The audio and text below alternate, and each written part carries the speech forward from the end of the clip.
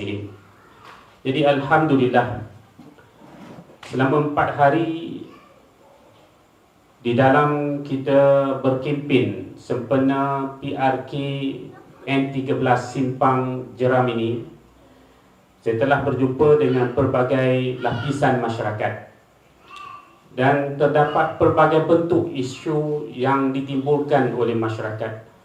Sama ada isu kesihatan, sama ada isu ekonomi masyarakat, atau isu sosial, isu infrastruktur dan sebagainya.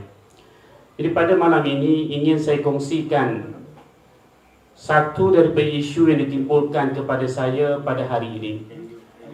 Alhamdulillah, saya berkesempatan untuk menziarahi beberapa orang pesakit, dan salah seorang pesakit tersebut ialah adik Farhan bin Fazilin yang berusia 20 tahun. Farhan ini ialah seorang orang kurang upaya. 20 tahun dia mendapat sejenis penyakit saraf yang tak perlulah saya cakap apa benda dia, sebab mungkin saudara, tuan-tuan dan puan-puan tak tahu dan tak faham pun penyakit saraf ni. Cukup sekadar saya katakan penyakit saraf ini menyebabkan beliau tidak boleh berjalan. Beliau boleh bercakap, boleh makan sendiri, tapi beliau tidak boleh buang air besar atau buang air kecil. Beliau tidak boleh berjalan dan menyebabkan kakinya luka-luka, dan tangannya pun mula merosak. Ini adik Farhan. Tapi itu satu kisah Farhan yang mendapat penyakit. Tetapi di sebalik itu ada kisah Farhan ini. Beliau ada 2 orang adik-beradik, Farhan dan kakak dia, tinggal bersama ibu dia dan neneknya yang berusia 85 tahun. Ini Farhan. Saya tanyakanlah, biasanya kebiasaan sebagai seorang doktor, kita akan tanya sejarah. Ucapkan selamat alu-aluan kepada YB Hasnizan, MP Hulu Sedang. Ya. Sebagai seorang doktor, menjadi kelaziman kita untuk bertanya tentang latar belakang pesakit, sejarah dia, sejarah keluarga dia, sejarah penyakit-penyakit dia. Barulah kita boleh lahirkan satu bentuk rawatan yang komprehensif. Saya tanya pada dia, ayah mana? Dia kata ayah dia baru 2 tahun meninggal. Usia berapa ayah meninggal? Usia 50 tahun. 50 tahun meninggal merupakan satu benda yang kepada seorang doktor, bila kita kata pesakit meninggal umur 50 tahun atau 40 lebih lah, hingga 50 tahun, ialah mereka yang meninggal di waktu muda. Tak ramai dan tak banyak penyakit yang menyebabkan kematian di waktu muda. Saya dig lagi, saya cuba dapatkan history secara lebih mendalam. Jadi kenapa ayah meninggal? Dia kata ayah dia meninggal kerana COVID. Kerana COVID, tuan-tuan. Ketika COVID melanda negara ini, sehingga sekarang terdapat 36,000, lebih daripada 36,000 orang mati sebabkan COVID. Dan bila berlakunya COVID ini, seluruh aset kerajaan digunakan untuk menjaga rakyat pada ketika itu. Dan saya masih ingat, kami sebagai mereka yang berada di front line menjaga pesakit-pesakit COVID terlalu teruk. Sebab apa? Inilah pengalaman kita pada masa ini. Pengalaman yang sama 100 tahun yang lalu. 1988, 1918, 1920. Kita dikenakan dengan apa dikatakan Spanish flu. Dunia dilanda dengan Spanish flu. Ribuan kematian. Tapi tak ada seorang pun hidup yang pada hari ini mengalami suasana tersebut. Pengalaman itu tak ada, kita tak ada. Sehinggalah sekarang, pada tahun 2019, kita dikenakan dengan pengalaman yang hampir sama, iaitu virus pandemik menyebabkan kematian, ya, beribu-ribu seluruh dunia, menyebabkan dunia panik. Dalam keadaan tersebut, ramai daripada rakyat negara ini terkesan. Bukan sahaja terkesan dari sudut kesihatan, tetapi terkesan juga dari sudut ekonomi. Dan dapat kita gambarkan bagaimana pada ketika itu di hospital-hospital, sama ada hospital kerajaan ataupun hospital swasta, penuh dengan pesakit-pesakit COVID. ICU tepu, tak boleh lagi bagi rawatan penyakit-penyakit COVID ini. Itu suasana pada masa itu. Sehingga kerajaan yang ada pada masa tersebut, iaitu Kerajaan Perikatan Nasional yang diketuai oleh Tan Sri Mahyudin Yassin, terpaksa membuat satu keputusan. Keputusan ini, apa kita kata, diluah mati mak, ditelan mati bapa.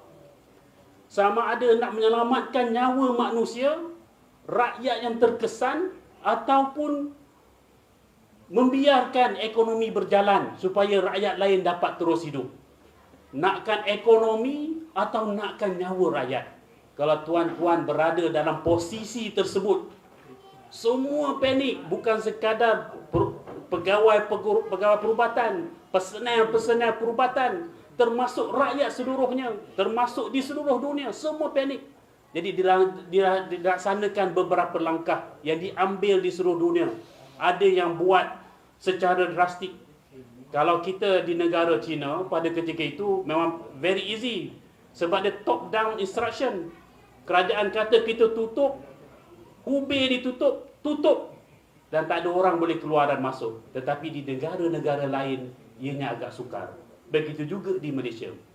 Sehingga kerajaan pada masa itu terpaksa mengambil keputusan drastik, buat PKP, ya, buat darurat, semata-mata untuk selamatkan nyawa rakyat. Ya. Ini bukan satu kisah Farhan Fazidin ni. Kita kata bukan satu isu yang hanya berada di simpang jeram, tetapi ianya juga isu yang melanda seluruh negara. Pada ketika itu, saya bertugas di Hospital KPJ Johor. Mendapat panggilan daripada seorang rakan sekerja daripada Hospital Segamat. Dia kata, Dr. Mazri, saya ada seorang pesakit umur 50 tahun. Saluran darah dia pecah. Saluran darah manusia ni yang paling besar dalam badan dia ialah apa kita kata saluran darah aorta. Itu saluran darah yang besar. Dan dia boleh mengembang. Faktornya banyaklah. Nanti dalam TikTok saya akan ceritakanlah, ya, tentang pengembangan saluran darah. Dan pengembangan ini menyebabkan pesakit ini berumur 50 tahun pecah saluran darah. Pengalaman kita, 90% daripada mereka yang pecah saluran darah ni mati. 10% sahaja yang boleh hidup. Dia apa kita buat? Dia telefon Hospital Kuala Lumpur sebab pakar saluran darah tak ada di Hospital Segamat. Yang ada pada masa itu di Hospital KPJ. Dia telefon hospital di Klang Valley. Tapi tidak ada satu pun hospital yang sanggup menerima. Sebab semua ICU penuh. Tak ada. Yang ada di hospital saya. Dia kata, boleh tak pesakit ini dirujuk kepada Dr. Mazri untuk dirawat? Saya kata, we don't have any option. Kita tak ada pilihan.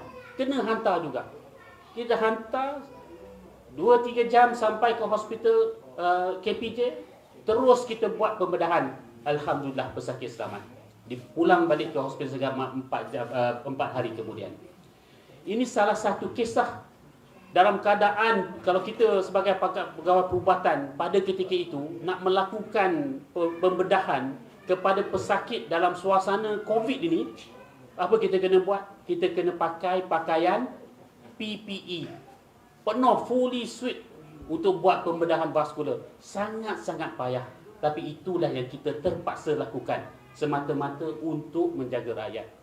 Jadi inilah tuan-tuan, benda yang berlaku dalam suasana tersebut memerlukan pemimpin-pemimpin yang tegas, berani membuat keputusan, dan keputusan itu semata-mata untuk kebaikan rakyat. Tapi malangnya tuan-tuan, pada hari ini kita terdengar suara-suara yang mempolitikkan isu tentang COVID ini. Apa yang mereka kata, ya, sebab Tan Sri lah ekonomi tidak berkembang, sebab Tan Sri lah rakyat merana. Tapi mereka tak pernah terfikir apakah nasib orang-orang seperti Farhan Fazidin ini. ya, yang kehidupannya dengan kehilangan seorang ayah, dan akhirnya ibunya terpaksa menanggung beban memikul tanggungjawab sebagai ketua keluarga. Jadi pada ketika kami datang, ibu dia tengah membeli barang-barang keperluan untuk berniaga pada keesokan harinya. Tuan-tuan dan puan-puan, apabila kita mendapat penyakit seperti Farhan yang memerlukan perhatian yang berat dan pada masa yang sama memerlukan bayaran perubatan yang cukup besar, ya, dalam keadaan itu ada di kalangan pemimpin-pemimpin yang memperlekehkan usaha-usaha yang telah dilakukan oleh pemimpin-pemimpin negara sebelum ini. Inilah masalah kita, tuan-tuan. Jadi tuan-tuan, apa yang ingin kita sampaikan di sini, kita ni perlu jaga diri kita sendiri. Kita perlu jaga sesama kita. Kita perlu bela nasib sesama kita. Dan mudah-mudahan dengan apa yang kita lakukan ini, kita dapat memperbaiki masyarakat kita. Dan pada masa yang sama, insya-Allah kita akan dapat memperbaiki negara kita. Saya rasa cukup sekadar ini perkongsian kisah yang saya hendak sampaikan pada tuan-tuan dan puan-puan.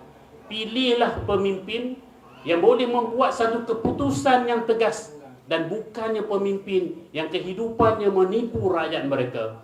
Sebagaimana yang saya ucapkan dalam pertemuan-pertemuan sebelum ini, dua perkara dalam asas kita memimpin negara. Yang pertama, jangan kita menipu rakyat. Kerana bila kita menipu rakyat, kita akan terus menipu untuk kekal berkuasa dan kita akan terus berada di dalam penipuan. Dan sebagaimana Nabi SAW bersabda, mereka yang matinya di dalam keadaan menipu rakyatnya, maka tidak akan mencium bau syurga. Hadis riwayat Muslim. Dan pada masa yang sama, tuan-tuan, saranan saya, pilihlah pemimpin yang adil. Dan keadilan yang kita ingin tegakkan bukanlah keadilan yang hanya sekadar cakap-cakap kosong. Tetapi keadilan yang kita inginkan ialah keadilan yang terlahir daripada apa yang telah kita lakukan. Dan pada hari ini, tidak ada orang boleh nafikan bahawa satu-satunya yang boleh menegakkan keadilan ini hanya berdasarkan kepada keadilan Islam. Jadi tuan-tuan dan puan-puan, saya rasa cukup sekadar ini. Saya menyuruh tuan-tuan dan puan-puan untuk bersama saya di DUN Simpang Jeram ini untuk satu proses bagi merubah negara yang lebih baik. Dan insya-Allah tagline saya, kita jaga kita. Wabillahi taufiq wa hidayah. Assalamualaikum warahmatullahi wabarakatuh.